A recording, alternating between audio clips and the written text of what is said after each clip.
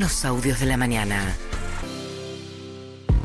Bueno, Manuel Adorni, el jefe de gabinete, en anticipación de lo que va a ser, me parece, la discusión central esta semana, el miércoles, cuando discuta el Senado la reforma laboral, el gobierno insistiendo con que va a crear empleo esta reforma laboral. Uno miraba, después a las 8 voy a traer profundidad, estaba leyendo el informe de Empiria, la consultora de Hernán Lacunza, sobre lo que pasó con, es algo que vienen planteando un montón de otros economistas y demás, pero los datos todos juntos acerca de, dice, ya hay una precarización de hecho el mercado laboral. 1 de cada 2 hoy de los trabajadores en la Argentina, solo 1 de cada 2 tiene una relación está en el mercado formal. En el mercado formal. La mitad del mercado laboral ya está en la informalidad en la Argentina. Bueno, a ver qué decía Manuel Adorni.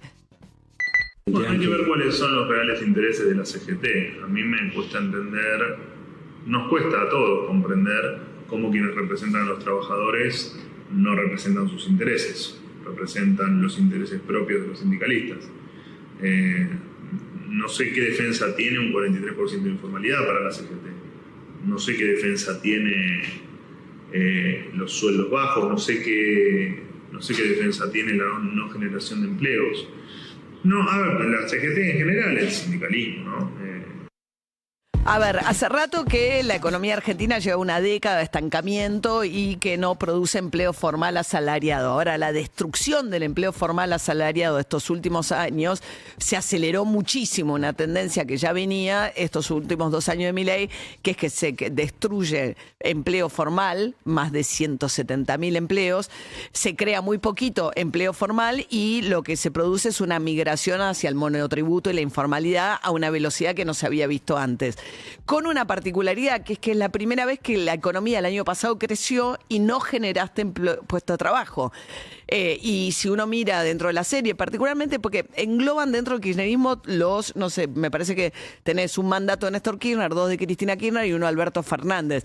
Tenés distintos momentos, sobre todo el estancamiento, ¿no? A partir del segundo mandato con claridad de Cristina Fernández Kirchner, sí. Pero tuviste un tiempo de generación de empleo que fue cuando la economía creció, sobre todo en el gobierno de Néstor Kirchner, después la explosión del 2001. Adorni, ¿qué decía sobre esto? Que ellos vengan a hablar de que se puede perder un puesto de trabajo. ¿Cuándo? Primero, que no es así, sino que al revés. La reforma o la modificación de la ley laboral, la modernización laboral, está enfocada a la creación masiva de puestos de trabajo, pero al margen de eso, deberían ver qué pasó mientras que ellos gobernaban, porque la caída de salarios reales, la informalidad, la no generación de empleo y las empresas que se podían ir del país yéndose por la hostilidad que tenían el sector privado, me parece que no merita ningún análisis lo que pueda decir el kirchnerismo en materia laboral. Bueno, hay una gran cantidad de empresas extranjeras que se han ido a la Argentina, sí. Desde que asumió Milei. Muchas vinieron en el marco del RIGI, ¿no? El régimen de incentivo a las grandes inversiones, que son inversiones de más largo plazo y con poca generación de empleo. Pero si uno mira lo que pasó, está bien, muchas de estas decisiones no necesariamente tienen que ver con el mercado local, como por ejemplo Telefónica España vendiéndole sus operaciones a Telecom y a Clarín, Carrefour que puso sus operaciones en venta. Sí. Y así hubo un montón de empresas extranjeras que se han puesto o vendieron sus operaciones en la Argentina en este tiempo. Lo que plantean algunos es que en este contexto en el cual vos tuviste un crecimiento, pero no creció el empleo, ¿por qué? Porque creció mucho la actividad financiera, porque la minería y el petróleo, que crecieron mucho el año pasado, expulsaron empleo al mismo tiempo. ¿Por qué? Porque, bueno, tenés la YPF yéndose de lo que son los yacimientos ya más maduros y las empresas que las sustituyen en esas operaciones demandan menos de mano de obra, pero además cuando tenés minería, lo que pasa es que cae la industria, entonces hay menos insumo para la industria, entonces hace que eso caiga. Entonces, incluso los sectores que crecieron el año pasado no generaron empleo. No. Bueno, en ese contexto, lo que dicen algunas otras voces, como la de Miguel Ángel Pichetto, esta idea de que la reforma laboral ya se hizo de hecho y que en este contexto, este tipo de reformas lo que puede es acelerar despidos más que generar empleo. Esa es un poco la discusión que se va a estar dando en el Congreso. ¿Qué decía Miguel Ángel Pichetto? No hay reforma laboral que resuelva el tema del empleo en una economía en recesión. con salarios bajos. Yo lo que sostuve es que gran parte de la reforma ya se ha hecho y ya hay formas de contratación y de precarización en el mercado laboral para mantener el empleo que no responden al marco legal de la ley contra el trabajo. Ni siquiera hay empleo informal, entran a trabajar en el esquema autónomo del RAPI, que es otra de las cuestiones que han aparecido ahora con la economía de plataformas. Que esto es también importante que el Congreso lo regule y fije también aranceles especialmente para las empresas chinas que destruyen todo. Bueno, mientras tanto, la CGT resolvió finalmente que no va a un paro. Hay una interna ahí en la CGT bastante grande, ¿no? Y además me parece que hay una especulación de los gremios grandes respecto a si el proyecto va a incluir o no la eliminación del aporte sindical, que sería de financiar a los sindicatos, ¿no? Bueno, eso es uno de los cambios que se pueda dar en el recinto este miércoles, que es que se elimine ese artículo. El que elimina los aportes. El que elimina los aportes. Porque, bueno, aquellos que están en relación de dependencia dentro de alguno de estos convenios, estén o no afiliados al sindicato que los representa o que del sector en el cual se desempeñan, hay un descuento de entre el 3 y el 4% del salario que va a parar a financiar al sindicato. Claro. En ese contexto, Andrés Rodríguez, titular de la Unión del Personal Civil de la Nación, anunciaba que no van al paro, pero que sí van a movilizar el miércoles. Entonces nuestra principal acción gremial es justamente movilizar a los compañeros, por supuesto, en rechazo de que se apruebe esta reforma. Así que no es un paro de actividades. Cada gremio podrá tener una modalidad diferente, pero vuelvo a insistir, la posición de la Confederación General del Trabajo fue claramente privilegiar como corresponde la movilización. Bueno, van a movilizar entonces. Algunos gremios sí se van al paro, ¿eh? Algunos gremios sí decidieron ir al paro. Creo, ¿no? La UOM, la CTA, sí, se van al paro, sí. Mientras tanto, el canciller Pablo Kirchner anunció con Adorni la firma del acuerdo comercial con los Estados Unidos, que tiene que ir al Congreso, no es algo de inmediata implementación, pero Kirchner le daba el siguiente contexto del giro en 20 años, lo que pasó cuando Estados Unidos proponía el ALCA. El ALCA era una zona de libre comercio de todo el continente americano. Estos son acuerdos comerciales que Estados Unidos hace con muchos países del mundo, que son acuerdos bilaterales. En ese contexto, Kirchner decía lo siguiente. La firma de este acuerdo es el comienzo de una relación dinámica que nos va a llevar inclusive a un tratado, a nuestra aspiración que ha sido siempre, que es un tratado de libre comercio con los Estados Unidos. Vamos a seguir generando acuerdos no solo con Estados Unidos, sino con todos los países del mundo. Y paradójicamente, hace 20 años, en el 2005, cuando tuvimos la Cumbre de las Américas acá en Argentina, donde vino el presidente de los Estados Unidos, o sea, tuvimos aquella famosa frase de ALCA, ALCA, al carajo, ¿no? Y gracias a Dios, 20 años después, podemos gritar ¡viva la libertad, carajo! Deberían aplaudir en este momento.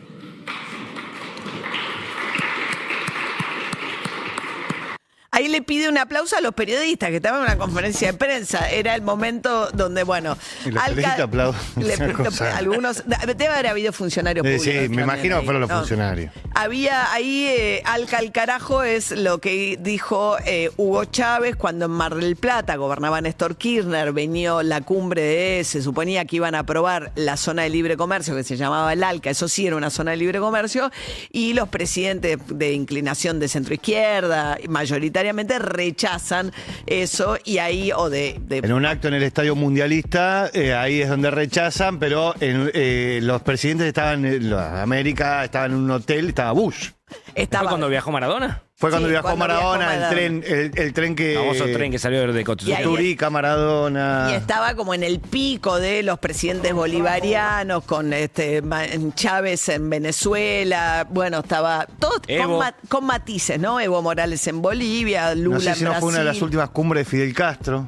Ah, también. Ah, claro. Cierto. No, seguramente. Creo que fue una de las últimas cumbres de Fidel Castro. Sí. Bueno, mientras tanto, Milei finalmente encabezó la ceremonia de entrega del sable corvo al Regimiento de Granaderos. Lo habían sacado del Museo Historiográfico allí en Parque Lezama.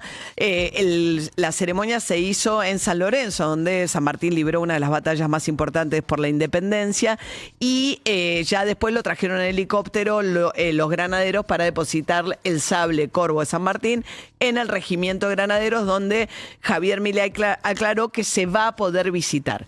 En ese acto estaba Puyaro, el gobernador de la provincia de Santa Fe, pero no lo dejaron tomar la palabra, y tuvo cierto protagonismo en la víspera de esto Carlos Presti. Carlos Presti es el nuevo ministro, nuevo relativamente, desde diciembre, ministro de Defensa, que es un general del ejército que se mantiene en actividad. Antes vos tenías que pasar a retiro para ir a ser funcionario público. Bueno, ni él ni sus ayudantes o colaboradores les rige esta restricción, ni tampoco el uso del uniforme. O sea, él fue a ATN, al programa de Jonathan Viale, en uniforme de fajina. Sí. Y en ese contexto, bueno, atención, porque este año es el año del aniversario, 50 aniversario del golpe del 24 de marzo del 76, y mucha la construcción, digamos, de esta disputa histórica que está dando Javier Milei con el sable Corvo y las discusiones, tienen que ver también con los preparativos para el aniversario del golpe. Le van a cambiar el nombre a Canal 7. Atención que no sea ATC, que era Argentina Televisora Color, que era el nombre que tenía en la época de la dictadura. ¿Qué dijo Presti con Viale? Del kirchnerismo, ¿no? ¿Por qué se le agarró tanto con los militares? Porque no le interesaban la seguridad, querían un revanchismo. ¿Revanchismo? Sí, yo creo que sí. Sí, querían una revancha. Entonces, ¿la revancha de qué? ¿De los 70? De los 70. Entonces, en vez de gestionar un sistema de defensa fuerte, lo ningunearon. O tomaron decisiones de no tomar decisiones. Bueno, es un general en ejercicio, o sea, la idea de tratar de que los militares estén corridos de la disputa política partidaria y que tengan por encima una autoridad civil para evitar la participación, digamos, directa de las Fuerzas Armadas en cuestiones político-partidarias, que es, digamos, parte del legado de la última dictadura militar, ¿no? Los militares en su función, la defensa nacional y demás. Bueno, acá no, vemos un general que además plantea como revanchismo, entiendo yo, porque no hay una repregunta al respecto, los juicios serán los juicios... Los juicios de la verdad. Porque él habla del desfinanciamiento del sistema de defensa, sí, pero no habla de los juicios por el terrorismo de Estado, el robo de bebés durante la última dictadura y demás, que fue un proceso de terminar con las leyes de perdón de la época de Menem, que aprobó el Congreso Nacional, y que luego es como una política de Estado, tanto que la llevó adelante el Poder Judicial, digamos, no dependía del Poder Ejecutivo que esos juicios avanzaran como finalmente avanzaron.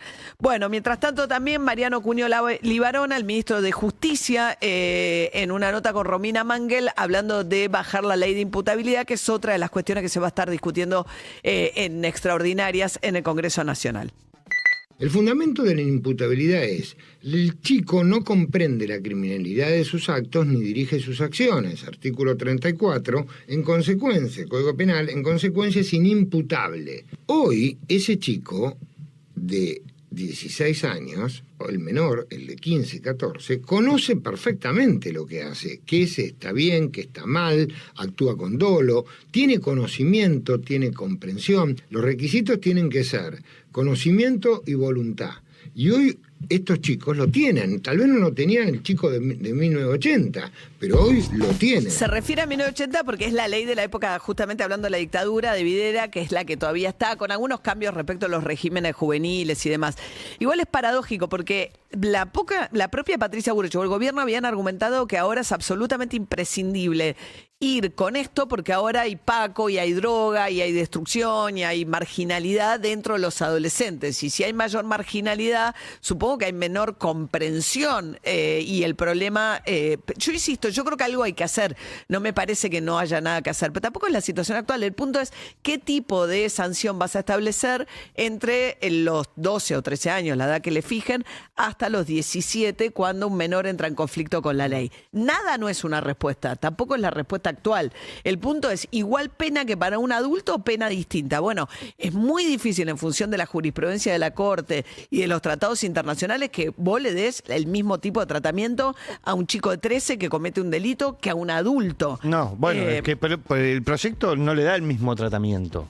Básicamente. El proyecto de ley que mandó el Ejecutivo, que hizo Patricia Bullrich, y que es el que se va a tratar, establece diferencias, establece la cárcel como la detención como la última opción y para delitos muy graves. 7:16 de la mañana.